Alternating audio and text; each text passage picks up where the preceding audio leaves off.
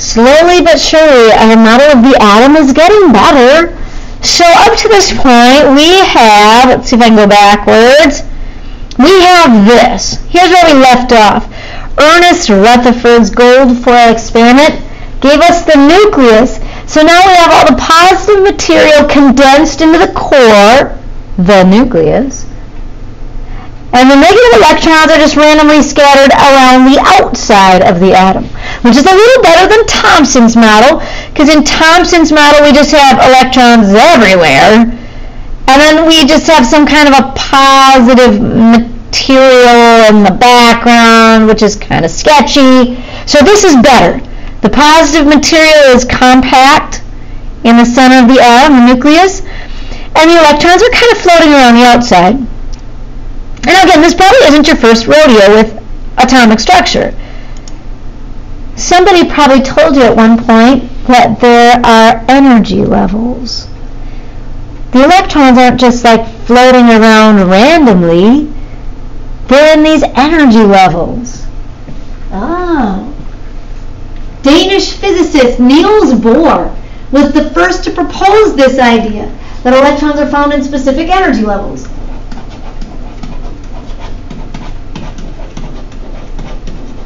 And there is some truth to this. Actually, it's very cool. When we get into some more modern quantum mechanics, whoa, we'll look really closely at these energy levels. But yes, you're right. There are energy levels. The electrons are not randomly dispersed on the outside of the atom. So if we wanted to kind of make a little rough sketch of this Bohr model, we'll have a nucleus, positive nucleus, and that's all I'm going to do for my nucleus. It's just this positive center of the atom. And then we'll add some energy levels.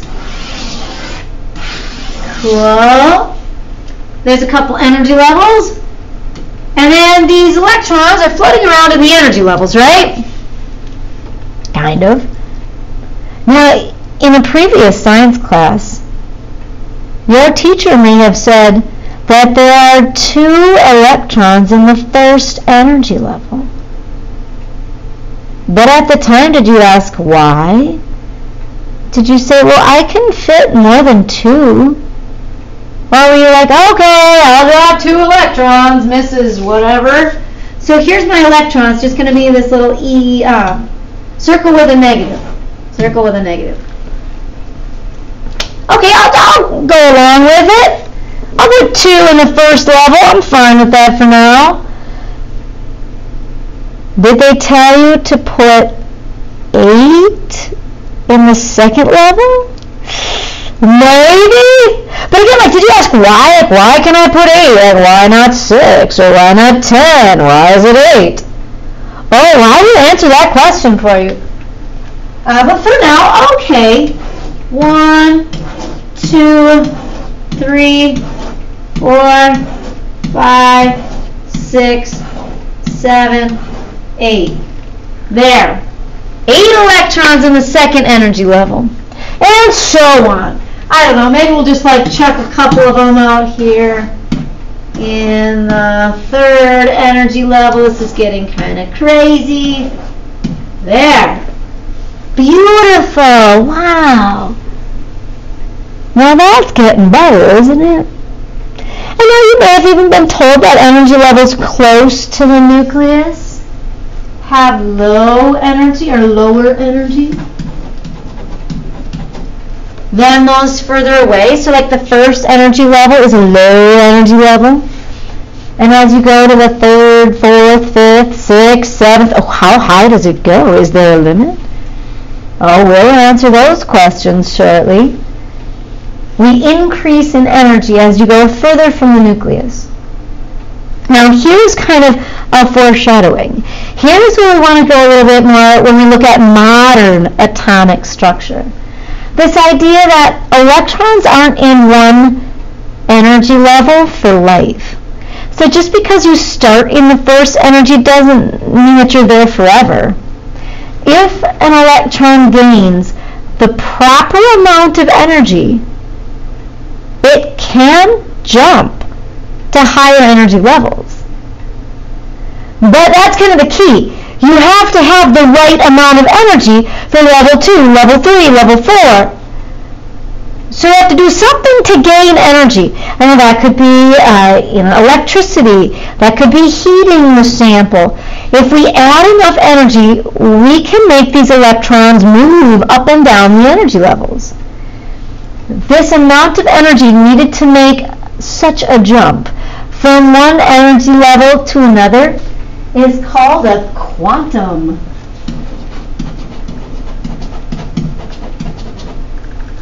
Maybe you've heard of the term quantum leap. I kind of think of that here too. Or like when I see the word quantum, I think like quantity. There's a specific amount of energy required to be on each of the energy levels. So if you can gain enough energy to go from level 1 to level 2, excellent. You are welcome in level 2. You can't be halvesies. You can't be floating around. There is no like level 1.5. If you don't have the perfect quantity of energy to exist in level 2, sorry, you have to stay on level 1. So sometimes I hear the word quantized. These energy levels are quantized, meaning that they hold a specific quantity of energy. And yes, you are welcome to jump up and down the energy levels, but you have to have the proper quantity of energy to do so. That's really cool stuff. That's kind of what we're going to get into when we hit some more modern atomic theory. But for now, we fixed the issue of our electron cloud. The electrons really do exist in energy levels, or rings, or shells, or whatever you want to call them. They're not just randomly floating around the nucleus.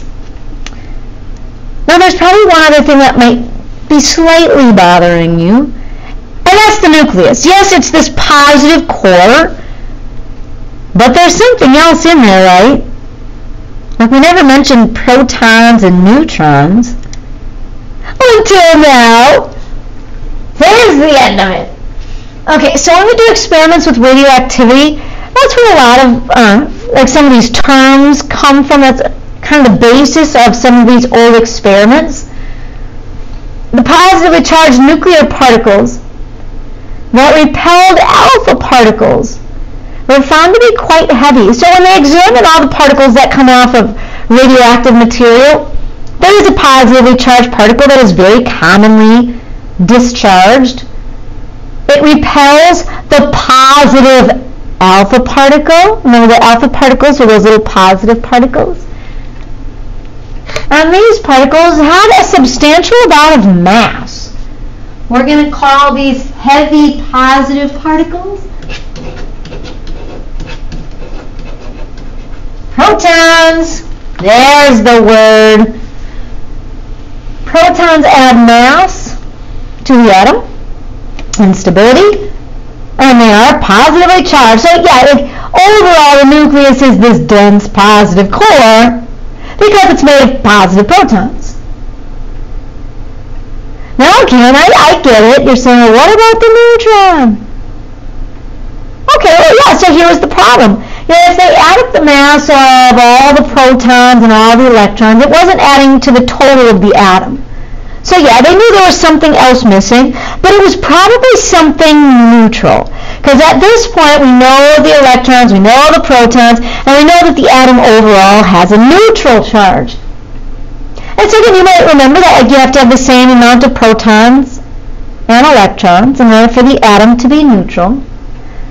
So finally, you might recognize the term or the name Juliette Curie, Madame Curie, a very famous female physicist who was doing experiments with radiation and alpha particles and found this new particle that was emitted in radiation. James Chadwick was kind of working along with Madame Curie and said, hey, this is something cool, we're onto something. It has about the same mass as a proton, but it must be neutral because it's not affected by any kind of a charged field. So let's call it the neutron. It's in the nucleus. It's a particle that comes from nuclear radiation, so it's coming from the nucleus. But it has a neutral charge or no charge.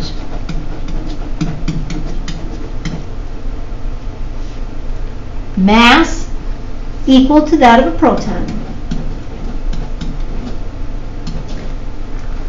And there you have it. There's your nucleus. The nucleus is where all the mass in the atom comes from. And it's something that we'll also kind of look at when we talk about electrons further. They really don't have substantial mass. They're crazy, crazy, crazy, crazy tiny. So often when we talk about the mass of an atom, we're really just referring to the nucleus. The protons and the neutrons add substantial mass. The electron is kind of irrelevant. The mass of even all the electrons together is really, really, really tiny, insignificant. So we've got these neutral neutrons and we've got the positive protons. Together, that's why we say the nucleus is still a positive core to the atom. The neutrons are neutral. Okay, so now this is maybe where you've left off. In your atomic journey, maybe you think atoms look something like this. There's a nucleus.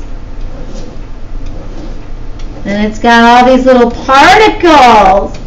It's not like just this positive structure itself. The nucleus is made of individual particles. Some are positive, positive, positive. Some are neutral. I'll just leave the other ones neutral. You do not need to have the same amount of neutrons and protons. The neutrons are neutral. They add mass and stability to the atom. You do have to have the same amount of positives and negatives. So then you probably say, okay, there's these energy levels, they're really cool, and there's one, and there's two, and there's even more, but I'll only draw a few. And that's where we find these negative electrons.